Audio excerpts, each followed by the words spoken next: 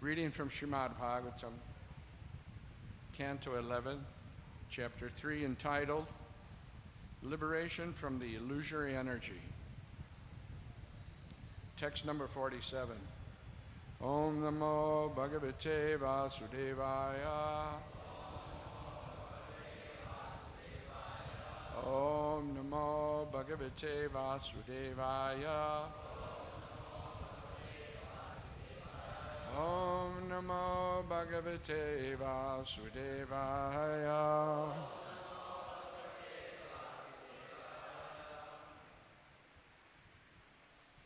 I forgot my glasses, so bear with me. Ya ashu hridaya grantim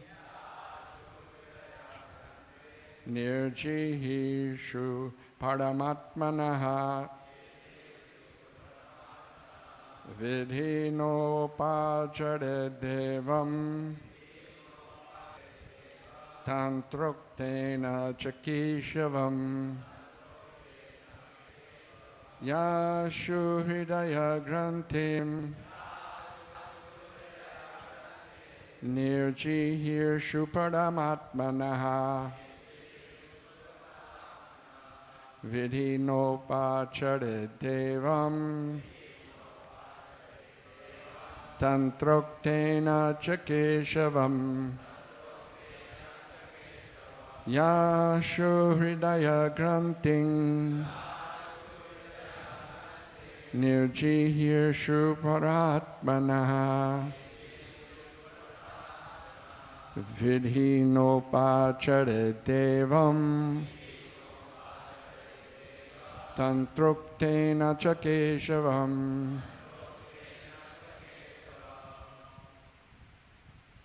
Next. Yashu hridaya grantim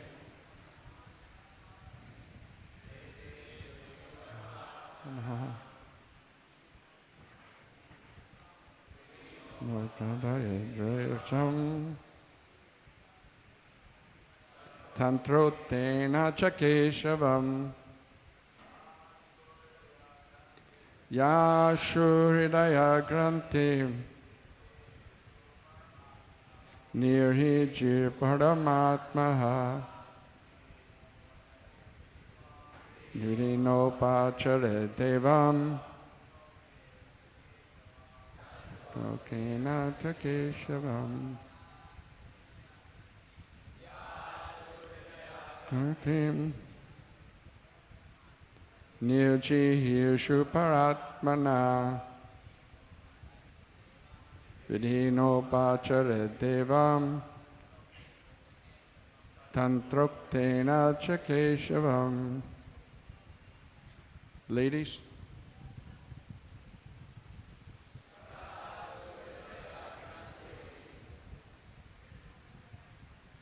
Yajishu paramatmana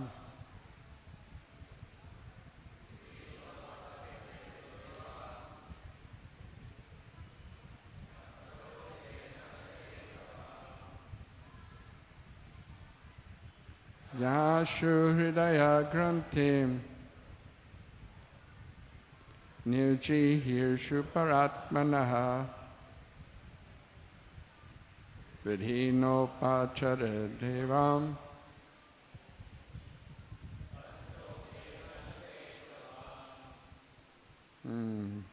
Word for word. Yaha, one who. Ashu, quickly. Hridaya grantim, the knot of the heart. False identification with the material body. Nirjihirshu, desirous of cutting. Paratmanaha, of the transcendental soul. Vidhina, with the regulations. Upacharet, he should worship. Devam, the personality of Godhead. Tantra which are described by the Tantras. the supplementary Vedic literatures that give detailed instructions for spiritual practice. Cha, as well, in addition to those regulations, which are directly Vidoktam, Keshavam, Lord Krishna. One who desires to quickly cut the knot of false ego, which binds the spirit soul, should worship the Supreme Lord Keshava by the regulations found in Vedic literatures, such as the Tantras. Responsively, please repeat. One who desires to quickly cut the knot of false ego, which binds the spirit soul, should worship the Supreme Lord Keshava by regulations found in Vedic literatures such as the Tantras.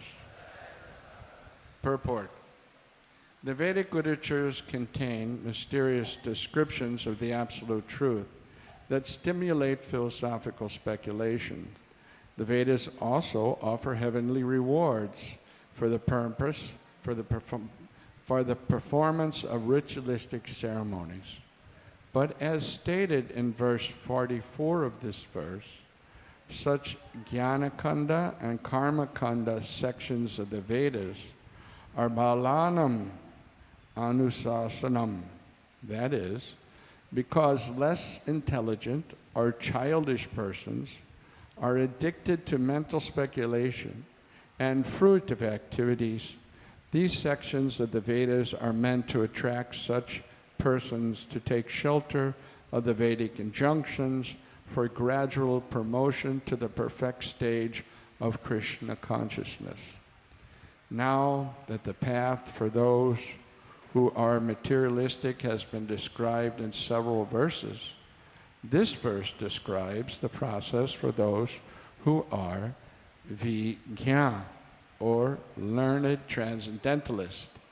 Such learned transcendentalists are advised to follow the regulated worship described in such Vaishnav Tantras, Srinarda Pancharatna, for pleasing the Supreme Lord directly. The words Upacharya Devam Tantroktena Chakeshivam indicate that one should directly worship Keshava, the Supreme Personality of Godhead, who appears in many different incarnations to please his devotees.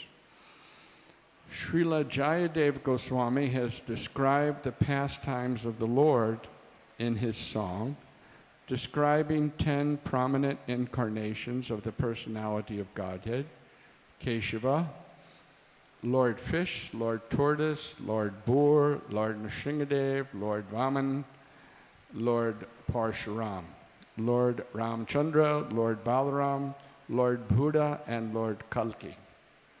The words Upacharya Devam indicate devotional service to the Supreme Personality of Godhead. And therefore the word Totraktena, or injunction of the Tantras, should be understood to indicate Vaishnav Tantras, such as Srinarda Pancharatna, which give explicit and detailed instructions for worshiping Keshava. The Vedas are referred to by the term nigama, and the elaborate explanation of these nigamas is called agama, or tantra. When the transcendental living entity becomes perturbed by the obnoxious harassment of material bodily dualities, he becomes eager to hear from the Vedas about his transcendental situation. The word ashu in this verse indicates that those who are eager to put a quick end to material existence and situate themselves in the eternal blissful life of perfect knowledge should directly worship Lord Krishna, bypassing the preliminary Vedic rituals described in the previous verses. Om Ajnana Timirandasya Jnananjana Chalakaya Chakshurunmilitam Jena Tasmai Shri Gurave Namaha Mukam Kuroti Vachalam Pangum Langayate Gadim Yad Kripa Taraham Bande Shri Gurun Dinataranam Paramananda Madhavam Shri Chaitanyeshwaram. So, this verse describes three things about the goal and the practice and arati. So we'll try to explain a little bit. Srila Prabhupada informs us that this human form of life is very rare and it has a purpose. It's not meant to be spent like the animals live. Animals are simply interested in eating, sleeping, mating, and defending. But human beings, they do those things. But human life, this Manusha Jivan, is meant for more than that. Because there's facilities that the human being has, the animals don't have. We don't see, there's some cats in Hare Krishna land. Have you seen the cats in Hare Krishna land? Those cats were started by Vaman Dev, Remember Vaman? He had many cats, and these are all the descendants of Vaman's cats. So we don't see them coming here to the Bhagavatam class. Vaman used to say, my cats can chant Hare Krishna. So I used to say, okay. And then he'd tell his cat, go ahead, chant. And the cat would go, meow. So that's not exactly Hare Krishna, right? Cats don't have that kind of intelligence to hear Srimad Bhagavatam and to chant the holy name of the Lord. But undoubtedly, the cats born in Hare Krishna land have many pious credits. And who knows, maybe they were a devotee in their last life. Like the monkeys in Vrindavan, right? Prabhupada said their last life they were devotees. But they made some offense, so they had to take birth in Vrindavan as a monkey. Of course, they're special entities, even the animals, even the monkeys, because this is their last birth. After that, they go back home, back to Godhead. But Srila Prabhupada said, you don't do that, You don't become a monkey in Vrindavan or a pig in Vrindavan. Don't do like that. Right? Go back to the spiritual world from a glorious state, in the form of a human that practiced bhakti yoga. So we're here in this material world, and we're suffering the dualities of the material nature. Right? Now we're in the summer, it's hot, everybody's looking for the fan, right? Everybody is looking for where the air conditioning is. And they think materialistic civilization is that this is advancement. This is enjoyment. We're enjoying the air conditioner. No, you're not enjoying the air conditioner. What you're doing is getting relief from the suffering by air conditioning or fan or anything else, because you're suffering. Fools think we're enjoying. Fool thinks I'm enjoying. I have my AC 2-ton air conditioner in my house. I'm enjoying. Maja karta hai. But no, fool, rascal, you're suffering. Therefore, you're putting air conditioning. They have no gyan, no knowledge. no understanding of this world. And the most unfortunate thing is, they're not ready to learn. Manda sumanna matayo manda bhagya hubadrutaha. Even if they have some idea about spiritual life, they want to learn something, the Kali Yuga is so contaminated that there's many cheaters there that perform some magic. There was this one Bhagavan, right? So he had this performance that from his mouth would come a Shiva Linga. And all the people are like, oh, Shiva Linga came up. First of all, why would Lord Shiva go in his mouth anyway? But one magician, he showed the trick. He showed, it's called sleight of hand. Right? So what it was he would take the glass of water and drink from the glass of water. Okay? And then he would take a rumal, one kapra, cloth, handkerchief, and wipe his mouth. That time he put the Shiva Linga. And then after a few minutes, it's like he's doing, and then comes the Shiva Linga. Right? Sleight of hand. Right? Musician. But people are thinking, oh, Bhagavan. So this is Sumanda. Unfortunate. Cheated. Right? Now this verse in Srimad Bhagavatam tells us that for those that are interested to cut the knot of false ego, this is our real problem. The bodily concept of life. Sometime when I was small, they taught us how to tie the shoe, That's the first thing you learn in kindergarten, right? How to tie your shoe. What your birth date is, how to tie it.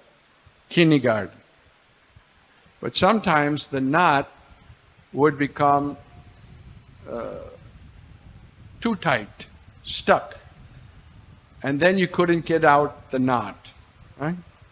And you had to go to the kitchen and get a fork and try to, everybody had that, open the knot. What's not coming, right? So the false ego is like that. It's stuck very hard. And what is that false ego? I am this body. I am this body. I am the enjoyer. Very tight concept. So on this false conception of I am this body, whole nations are fighting other nations. We see in the world so many wars are going on. One side's thinking I'm this, the other side thinking I'm that, all on the bodily concept of life, and they're suffering. Everyone in this material world is suffering due to the bodily concept of life. And that is there because of the ahankar, false ego. Right? So, a wise person, an intelligent person, realizes that due to this false ego, I'm suffering.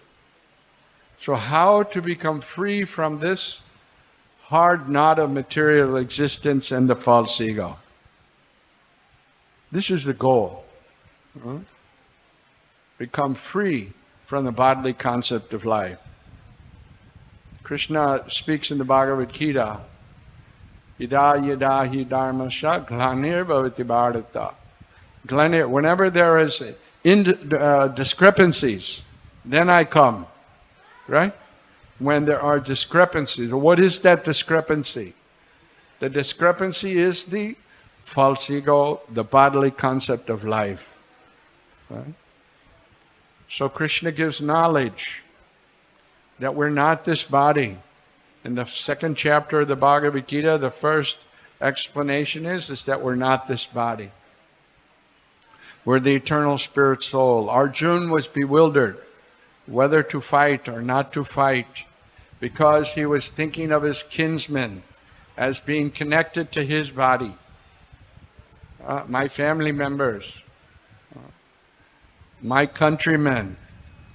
It goes on expanding. My Samaj, Gujarati Samaj, Telugu Samaj, Tamil Samaj. What is that Samaj? The bodily concept of life. That's all.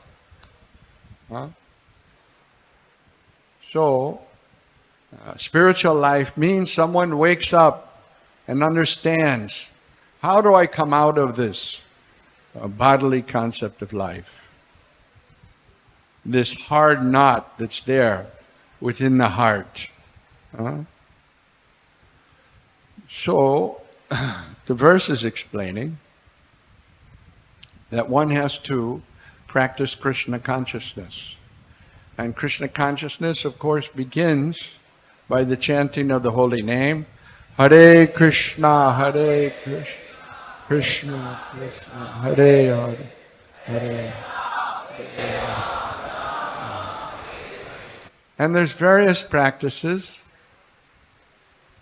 Here it's advised that one should practice worship of Keshava, as mentioned in the Tantras, which means Narada Pancharatma.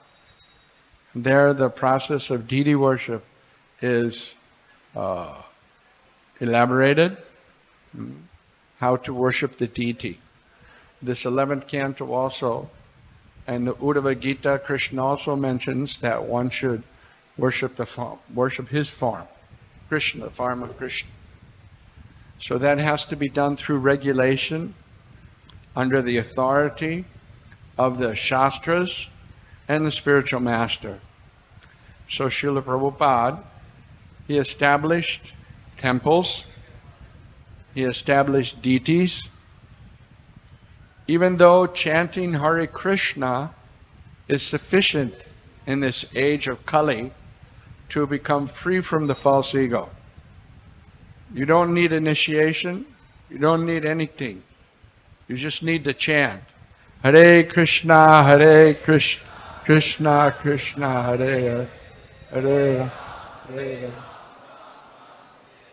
But because the age of Kali is so contaminated, therefore, as an auxiliary help to the devotees, the Lord comes in the form of the Archa Vigraha, in a form that we can see, that we can handle, that we can interact with, so that we become purified, so that we become protected from the contamination of Kali Yuga. In Kali Yuga, everything is more contaminated, and day by day becoming more contaminated.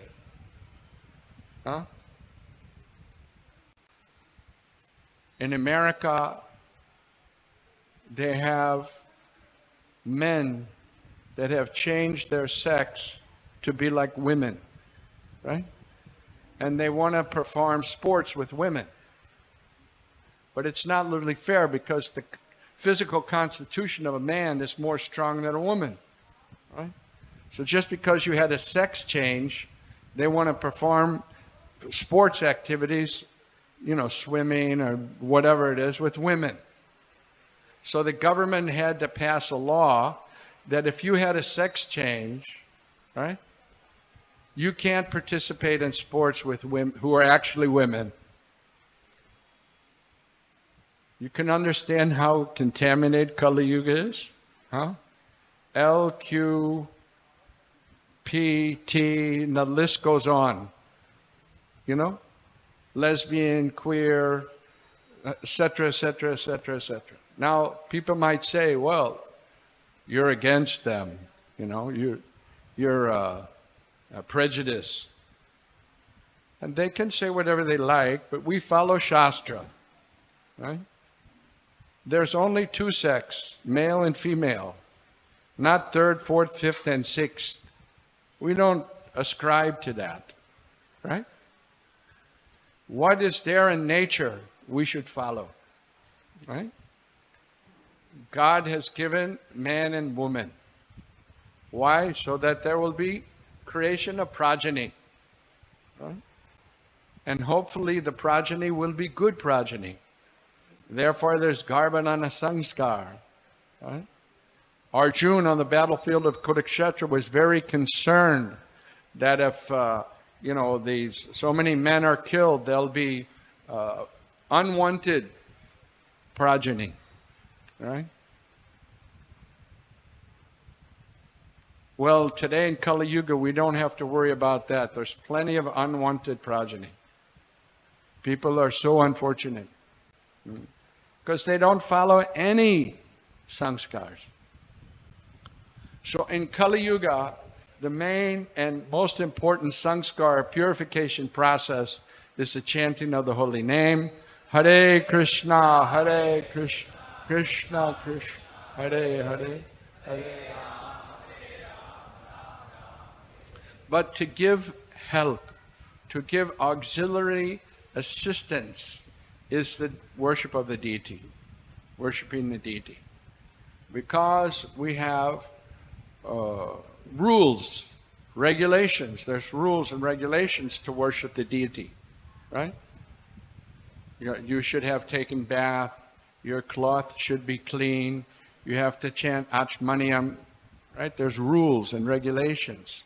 And that keeps us situated in a purified platform so that we can execute Krishna consciousness properly. Once, Srila Prabhupada, his servant, that time Harisari was the new servant, okay? So he said, asked the servant, give me a glass of water.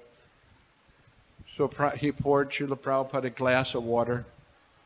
Prabhupada picked up the water and drank the glass of water and set it down on the desk. Right?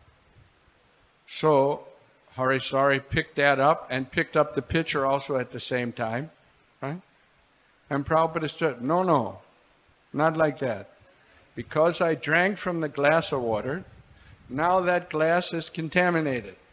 You should take it by itself and go wash it and bring it back.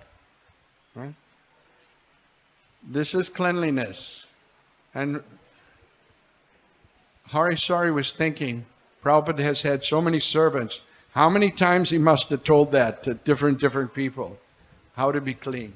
Right? This is cleanliness.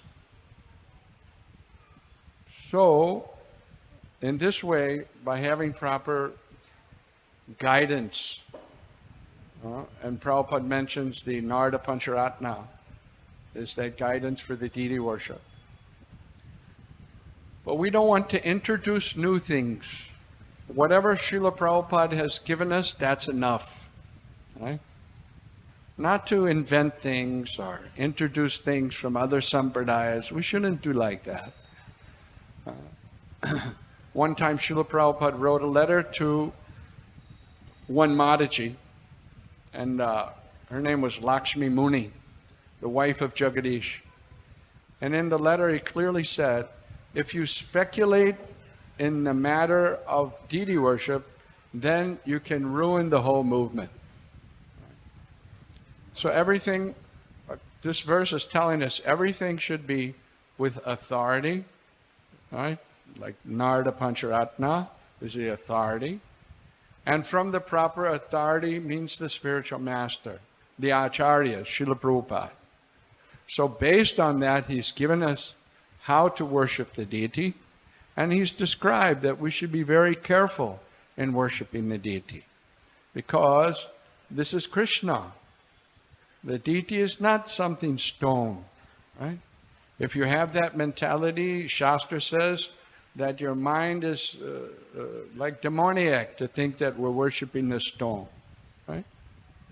So many people are coming to see SriSriRadhaRasbihari. They're coming to see stone. No. Right? They're interacting with the deity, and they feel that interaction from the deity in return. So we're worshiping Krishna, but through rules and regulations. In the beginning, the worship is of Lakshmi Narayan, in the mood of opulence. The worship of Radha and Krishna is from the second stage of bhakti. Above Vaidhi bhakti, are rules and regulations, is spontaneous devotional service. So artificially, we can't go to that platform of Raganuga Bhakti, but we have to perform devotional service through rules and regulations, worshiping SriSriRadhaRasbihari in the mood of Lakshmi Narayan. That means with all opulence. So these are the goal, is to become free from the false ego. There's no other reason. People follow the Vedic literatures and the ritualistic performances because they want some elevation to the heavenly planets, or they want some return in the form of fruitive things that they get. Just like in the Christian religion, where they have a prayer, Our Father who art in heaven, give us our daily bread. Right? So they're approaching the Lord for bread. Right?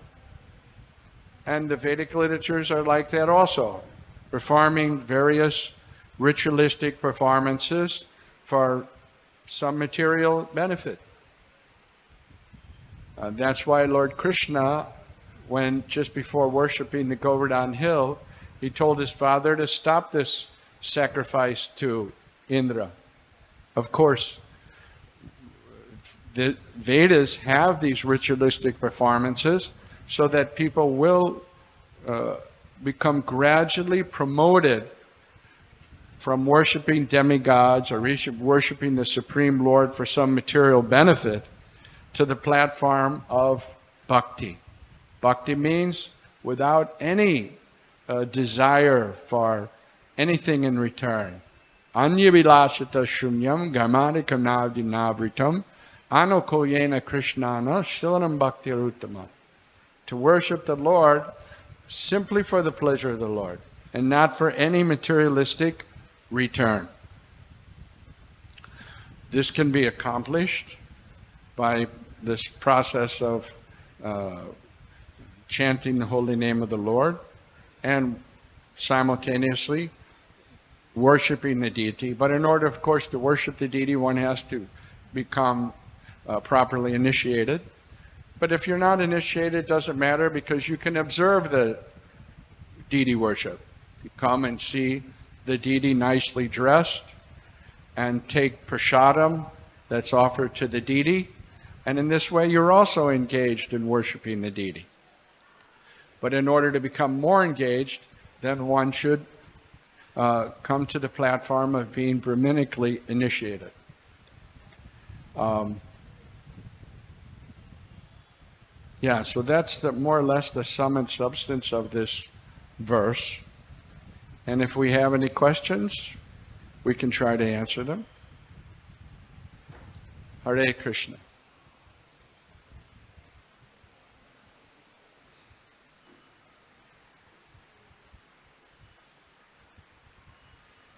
No questions? Yes? You got the microphone?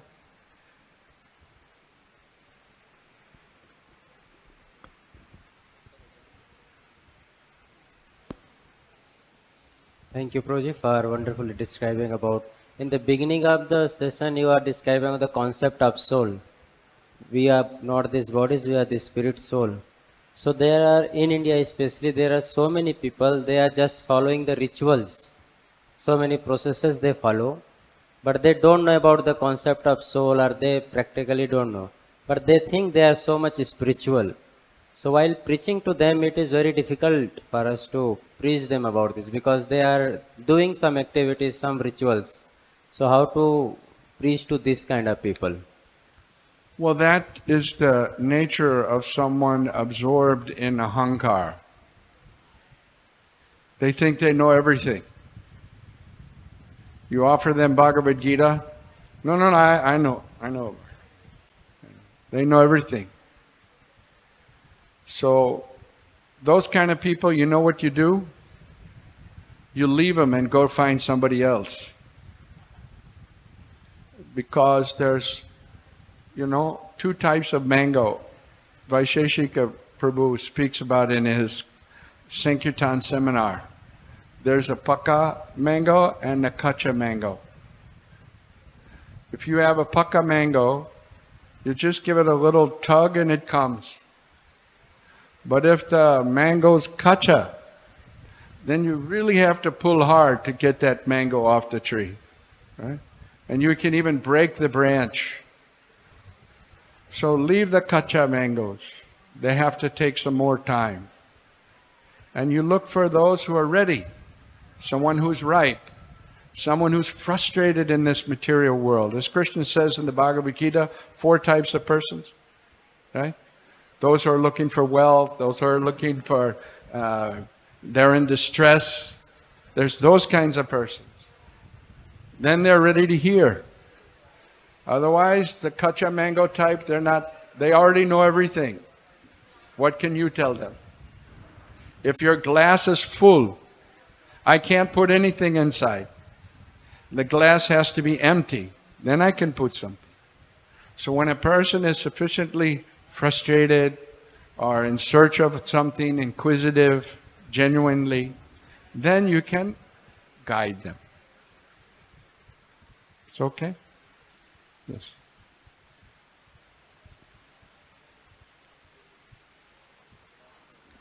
Hare Krishna, Prabhuji. Thank you for a wonderful class. Prabhuji, my question is regarding that Lord Krishna made the human form in a two-way. One is male and other is female. But we see that throughout the world, lots of sex also existing, just like you have mentioned, just LGBTQT. So they are also human beings. So how they may purify? I'm not able to hear it clearly. Can you just slow down a little bit or something so I can catch it? Yes, sure, Prabhuji. Lord Krishna made this human in the two-way, two form. One is male, other is female. Men and women. Yeah, men and women. For the nice operation for the progeny. And what about the other form of human, just like LGBTQTs, like throughout the world? What's the other form? Other genders. Other genders. What are other genders? Male So- and female, only so- 2 genders that I know of. So they are not natural, God made by Lord or something, some artificial, something happened there. How they may purify their false ego.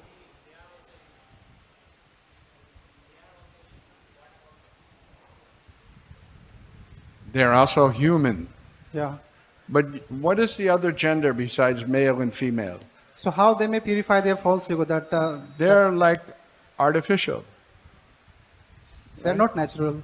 Just like you take a bull and castrate it, becomes Baal, right? But originally was bull, right? So artificially you made him Baal. Samjay? Yes. But this is There's- means man-made something. What's that? Something it is happened by some scientists made this something else. Some mistake, something I think. Well, basically there's 2 genders, and those 2 genders are there. They come together. They make children so that there's progeny. Anything else is something unnatural. That's what we understand. In Srimad Bhagavatam also it is mentioned that many places that other gender also existing in that time also, just like a kinnara or I'm something. not able to hear you clearly. In Srimad Bhagavatam Yeah. also it is mentioned so many places that on that Vedic age also the other gender also existing, just like in the form of kinnar or something. All I heard was in Srimad Bhagavatam.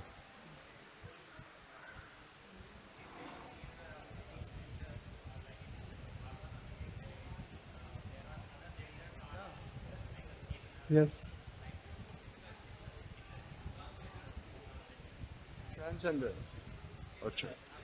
Or like, Just like Strikhandi. just like Arjun became the dancing master Yeah, exactly. We have got the point. in the kingdom of Virat Maharaj. That you're saying? Yeah. Well, those things are there. We see them sometimes at the stoplights and things like that. And they serve some purpose in the greater scheme of things. But in a natural sequence of things, it's male and female. And they are to raise a family like that, grihastha life. And so we don't condemn anyone or anything.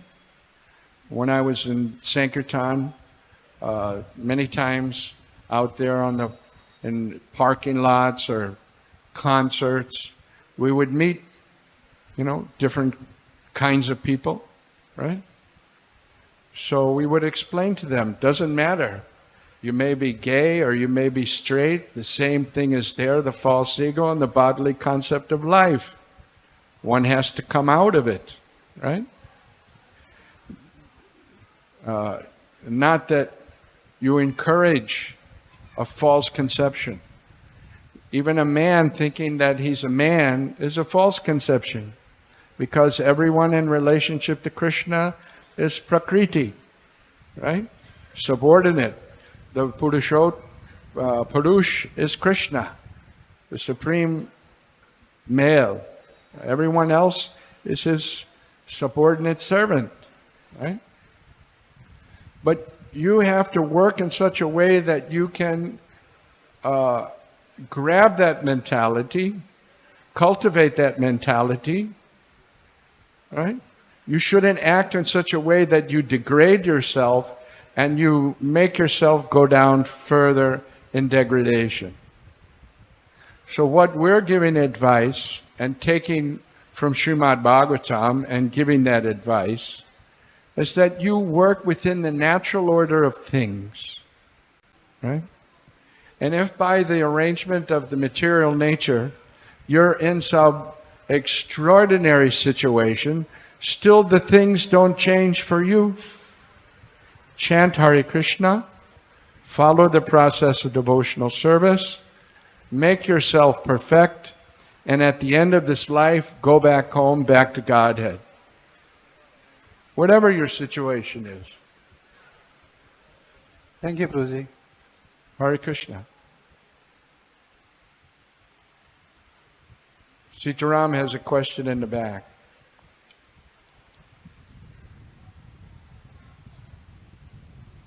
Hare Krishna. Prabhuji, you mentioned in the class, I missed the last part. You mentioned in the class that Harishuri Prabhu put the glass of water. Yeah. And then Prabhupada said contaminated. After that, you said something I missed. No, the You point gave a is conclusion that to it. Yeah. Harisari was thinking how many servants Prabhupada had to tell the same thing to again and again and again and again, right? And to train them. But he was so patient. He didn't become angry. He just patiently tell each and every one of them how to do and what to do. And when Jamuna came to 26 Second Avenue, she was brand new. She didn't know anything. And she was helping cook the feast for her sister's marriage. Janaki, she was marrying Mukunda. So she came in the kitchen to help Srila Prabhupada cook the feast. And at that time, she was still smoking cigarettes. So she went outside and had a cigarette. And she told Prabhupada. She came back, and the first thing he said was, wash your hand. He was very tolerant, very, very tolerant.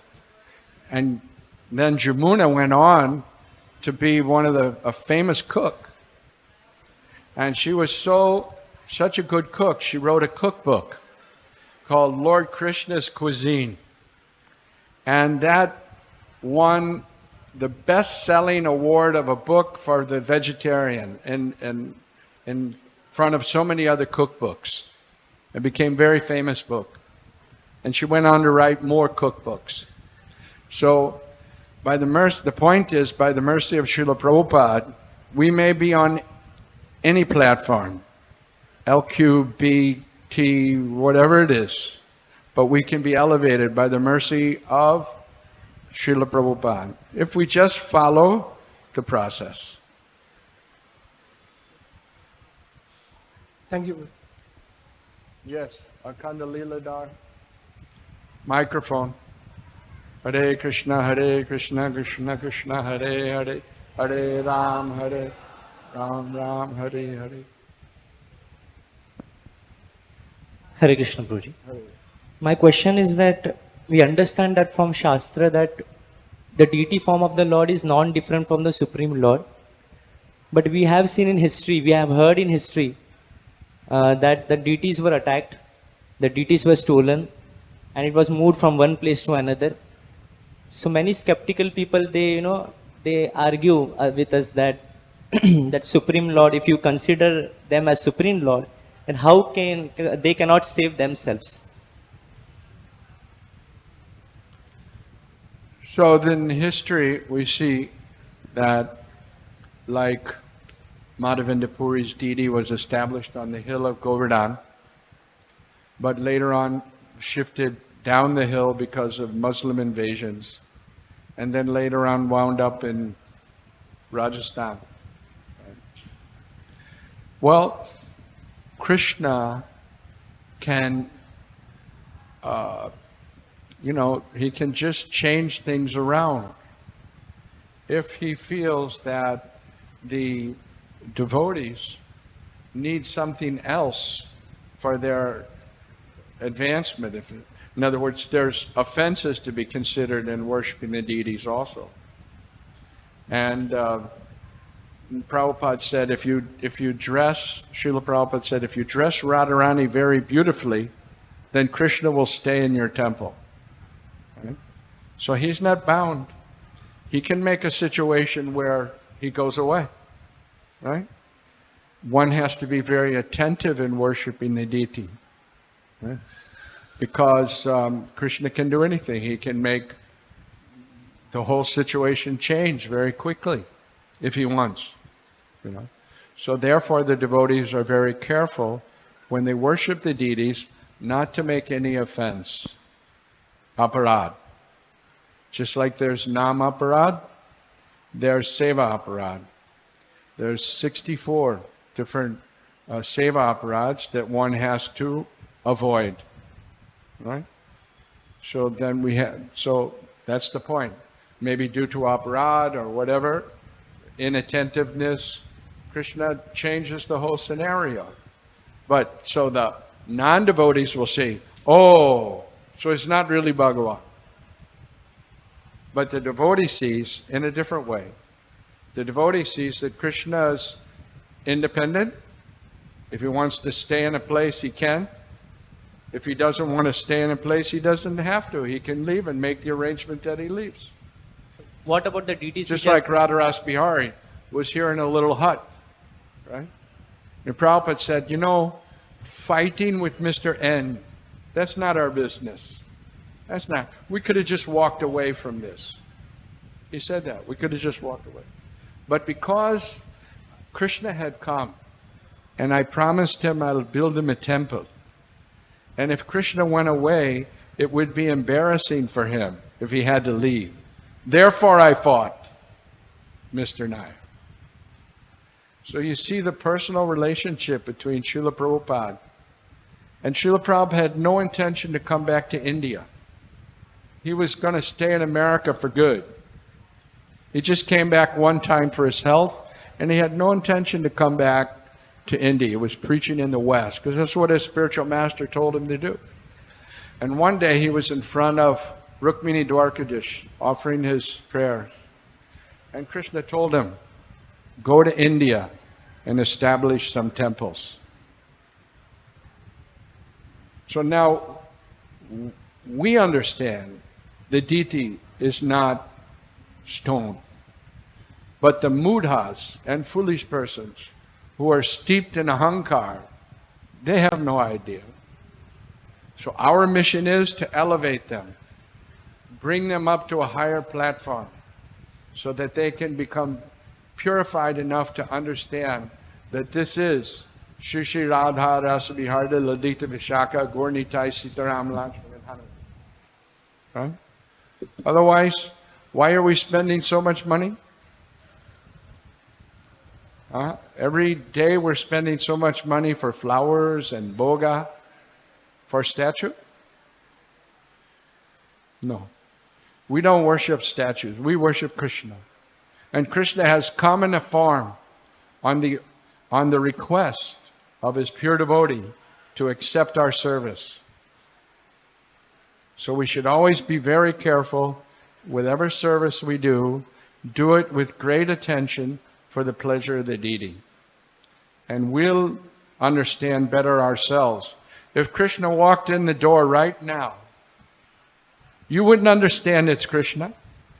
How many people understood when Krishna personally appeared 5,000 years ago? Some understood. Many didn't understand. So as much realization as you have that here on the altar is Radha and Krishna, Gaur Nitai, that much realization you have is Krishna walked into the temple right now, that much realization you will have that here's the Supreme Personality of God.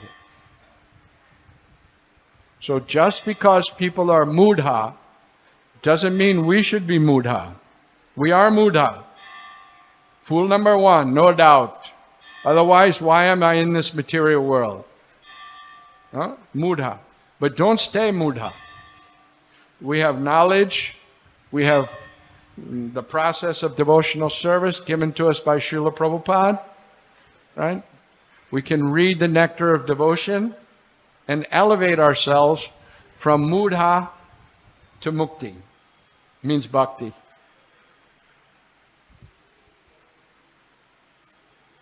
From mudha to mukti, bhakti. That's the goal. Don't be mudha. Don't remain being foolish. Take to the process, follow it carefully, and don't be diverted by other things. Don't be diverted by other things. Any other questions? Yes? Microphone way in the back.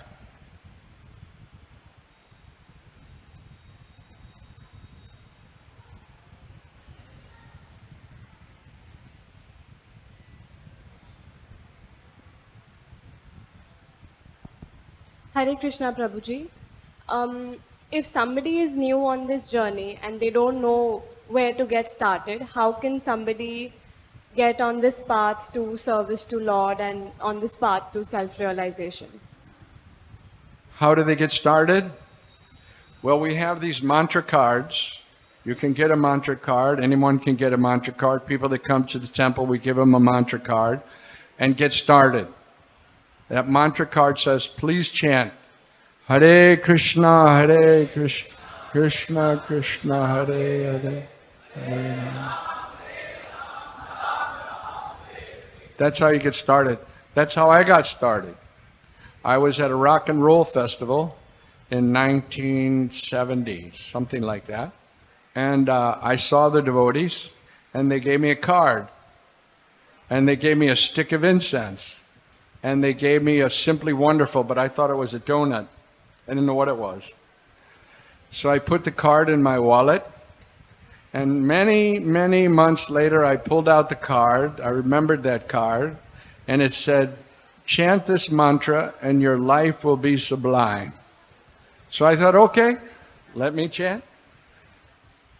I started. So that's the beginning process. Learn the mantra, chant the mantra. And then other things will come.